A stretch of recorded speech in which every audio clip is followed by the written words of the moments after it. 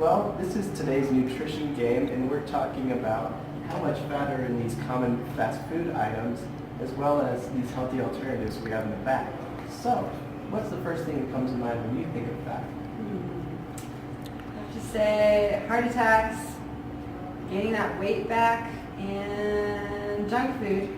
Right? Well, fat tends to get a bad rep sometimes because if we eat too much fat, it can cause us to gain weight over time. But fat is actually an essential part of our diets. It's a form of energy.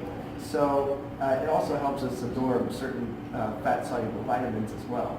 But there are certain fats that are healthier than others and certain ones that aren't so healthy for us. And we'll explore those as we go.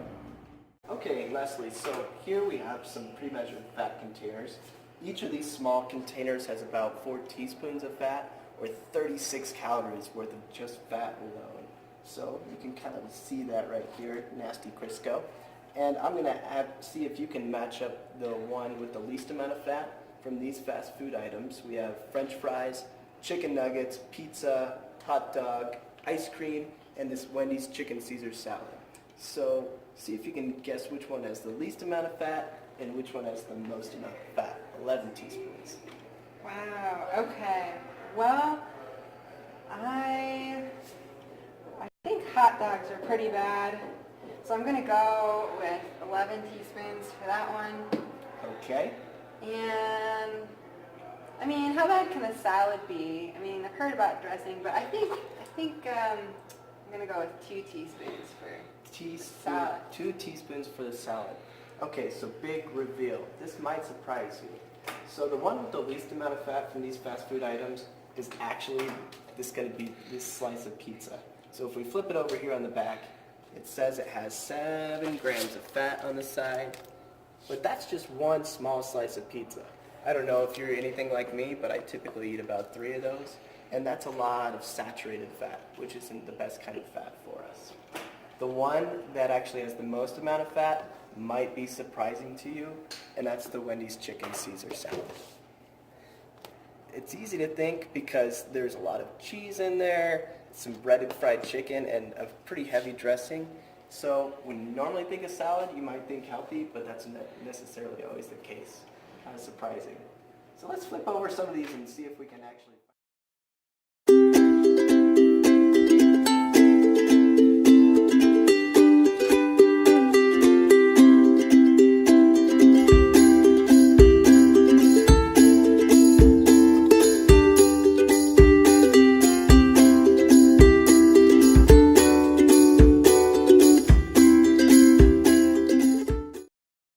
Some of these items have quite a bit of fat in them.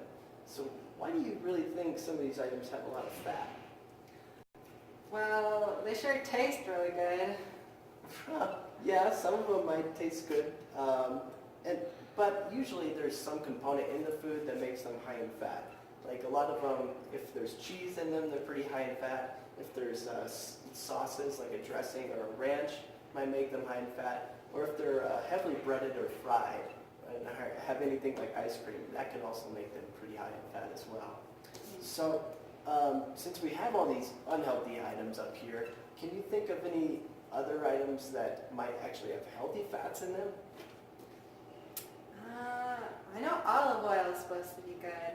So, olive oil and salmon? Olive oil and salmon, those aren't bad answers. Those are both pretty healthy fats for us. Olive oil is like a monounsaturated fat, and salmon has omega-3s in it that are both heart healthy. Is there such a thing as maybe eating too many healthy fats even, do you think? Well, I'm going to say no.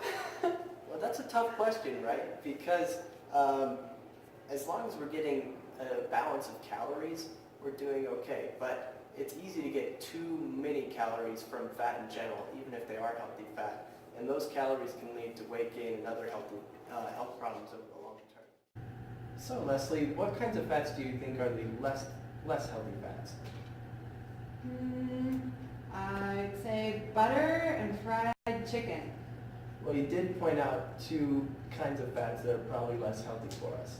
So butter is actually made from animal products, which it usually is saturated fat. And if we get too much saturated fat, it can make us have more bad cholesterol in our diets, which isn't good because it can eventually lead to heart disease. And fried chicken is actually a great example of something that would have trans fats in it. Something that, like Crisco, if something's fried in that, is actually really, really bad for us. So we want to almost eliminate all kinds of trans fats from our diets. Those can also be found in margarines and other packaged food items like cakes and cookies and crackers and stuff like that. But it's slowly being phased out anyway. So here at Metro Carry, we don't just want to be the food police that tells you what food you can't eat. So we provided some healthy, delicious alternatives over here for each of these items that are high in fat. So we have the French fries here from McDonald's that were loaded with fat, and while these are fatty and greasy, you can always eat a healthier alternative like a sweet potato or a regular baked potato, which naturally has no fat. But you can always add a little olive oil or something to flavor it up, and it would be a lot heart healthier. We have grilled chicken and broccoli here, which only has a teaspoon of fat as opposed to like the 5 that were in these chicken nuggets, and probably a little bit tastier and like less mushy as well. We have a bean and avocado tostada thing, which actually has 2 teaspoons of fat. That's a typo. While that has the same amount of fat as this cheese pizza, like many of these items here in the back, it has way more nutrients in it, way more vitamins and minerals and fiber and less sodium. Naturally is way better and easier for our body to process. So we have a hunk of salmon here, which has those really heart-healthy omega-3 fats that are good for our heart, as opposed to the salty, saturated fat that you get in the hot dog. And last but not least, you can always get a low-fat yogurt with some fruit. It only has 2 teaspoons of fat as opposed to 6. That's in this tiny Cold Stone scoop, which, if you're anything like me and my friends, you usually have 3 of these anyway, so that can be a lot of extra fat.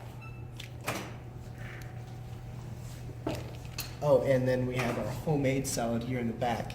So if you do a little bit of olive oil and have some extra veggies and maybe a tiny bit of beans and other things, it can only be 1 or 2 teaspoons of fat, which is a lot less than that Wendy's salad we saw earlier. So does this mean I can't ever eat fast food? Well, I think it would be impractical and kind of unfair if I told you you can never eat fast food, but at least this helps you kind of keep aware of what items you should watch out for, and that you can always know there's healthy alternatives. Especially these days at most fast food restaurants, they're usually a better alternative. Like that Wendy's chicken salad I showed you earlier had that Parmesan cheese and fried chicken in it. Wendy's actually has like a Power Mediterranean chicken salad now that has chickpeas and other veggies and a little bit of hummus in it that's really not all that bad for you. So just keeping mindful of those healthier alternatives when you do have to go out at fast food, and trying to limit the amount of fast food you can consume. And that's kind of the important thing to do, to watch out for your health. But how many grams of fat should I have in a day? Well, in general, everybody's a little bit different depending on body size. But for the average adult, 70 grams of fat is probably the maximum you should be getting a day, which is a little over 600 calories. So try to limit that to about 15 to 20 grams of fat per meal is probably the most you want to be getting, and then a little bit less for snacks. Okay. All right. Thanks, Cool. Dustin. You're welcome. Thanks for playing the game. Now you get a snack prize. All right.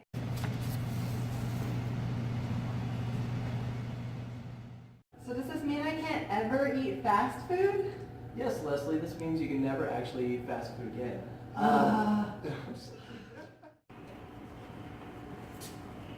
Hey, Dustin, what do you got here? Well, this is our nutrition game for the You can always have a bean and avocado tortilla, which is delicious.